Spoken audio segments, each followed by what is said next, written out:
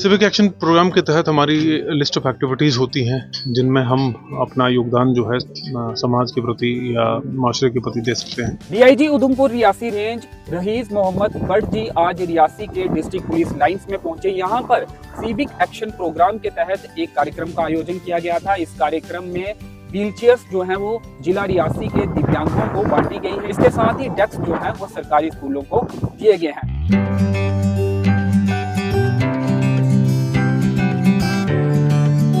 Civic action programme 2024-25 के तहत करवाई जाने वाली एक्टिविटीज में से एक कि जिसमें स्पेशली एबल्ड लोग जो हमारे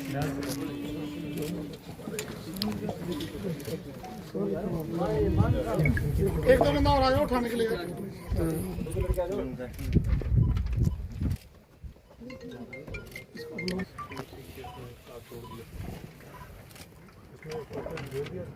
मेरा नाम है सर गुलाम दीन सारा फब्बल।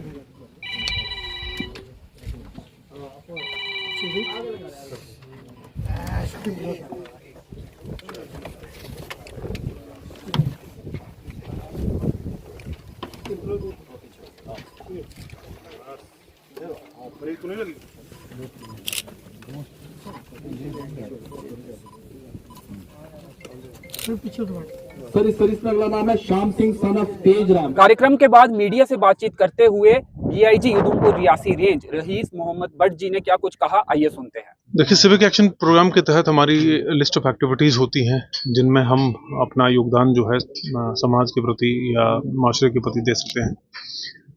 हम कोशिश करते हैं कि जितने डिफरेंट सेक्शंस ऑफ सोसाइटी हैं, जितने तबके हैं हमारे माशरे के, उन सब को टच किया जा सके और पुलिस का योगदान जो है, जो ब्रिजेस सोसाइटी के साथ बिल्ड कर रहे हैं, एक मैसेज जो जाना है कि हम लोगों के साथ चलते हैं, वो जाए।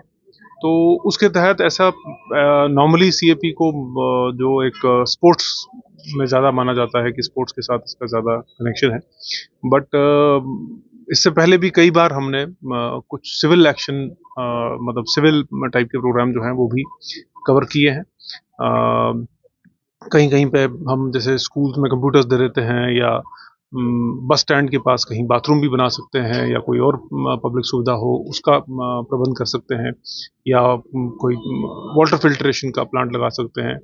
इसी तरीके से कई बार ये हुआ है कि जहाँ जहाँ पे हमें अप्रोच किया गया कोई स्पेसिफिक सपोर्ट के लिए, स्पोर्ट्स के लिए या जो हमारा स्पेशली एबल्ड तबका है उनकी तरफ से भी, मैंने जैसे पहले भी कहा कि हमने हेयरिंग डिवाइसेस, हेयरिंग एड्स जो अच्छे इंटरनेशनल इंपोर्टेड वैरायटी के लोग अफोर्ड नहीं कर पाते, तो हमारी तरफ से उन लोगों को सपोर्ट हो। तो उसी स्टेप में ये एक आज हमने एक यहाँ पे भी स्टेप लिया कि ये एक जो दिव्यांग हमारे लोग भाई बहन हैं उनके सपोर्ट में कुछ किया जा सके और एक मैसेज दिया जा सके कि वो मतलब पूरा सोसाइटी और पूरा डिपार्टमेंट जो है उनके साथ है और वो कोई भूले हुए तबका नहीं है। कोई भी हमें अप्रोच कर सकता है। अक्सर हमारे पास जो टीम्स होती हैं या कोई क्लब्स होते हैं उनके जो इंतजामिया होती है वो हमारे पास आती है और हमसे डिमांड करती है चीज़ें, और उसी बेसिस पे हम जैसे किसी ग्राउंड में लाइटिंग करनी है या कुछ करना है वैसे करवा देते हैं। तो कोई भी जेन्युइन जो डिमांड हो वो हमारे पास आ सकती है और अगर हमारे वो नॉर्म्स में कवर्ड होगा हम बेशक उसमें हमेशा हेल्प करने के लिए तैयार हैं। जहाँ तक ड्रग अब्यूज़ का सवाल है, इसमें बड़े सारे हमारे इश्यूज़ रहते हैं। रेसिडिविज्म जिस चीज़ की आप बात कर रहे हैं उसे रेसिडिविज्म कहा जाता है पुलिस की लैंग्वेज में, कि एक क्राइम करने के बाद वो क्रिमिनल बार बार उसी क्राइम में मुब्तला हो जाता है। जहाँ तक ड्रग्स की बात है, इसमें इतना आसानी से और इतना ज़्यादा पैसा मिल जाता है कि कई बार जो हम किसी एक फ़र्द को अरेस्ट कर लेते हैं तो देखा गया कि उसकी फैमिली वाले भी इसमें इन्वॉल्व हो जाते हैं। तो क्योंकि इसमें जो एक फाइनेंशियल गेन है वो बहुत ज़्यादा होता है। तो पहले तो हमारी ये कोशिश है कि जितने भी हमारे पेडलर्स हैं, जो ये लोग बेचते हैं और लोगों को डिपेंडेंट इस बीमारी में करते हैं, उनके खिलाफ सख्त से सख्त कार्रवाई की जाए। जो एडिक्ट हैं उनको हमारी सोसाइटल और डिपार्टमेंटल सपोर्ट कि किस तरीके से उनको हमको रिहेबिलिटेट करके या काउंसिल करके उस चीज़ से बाहर लाना है।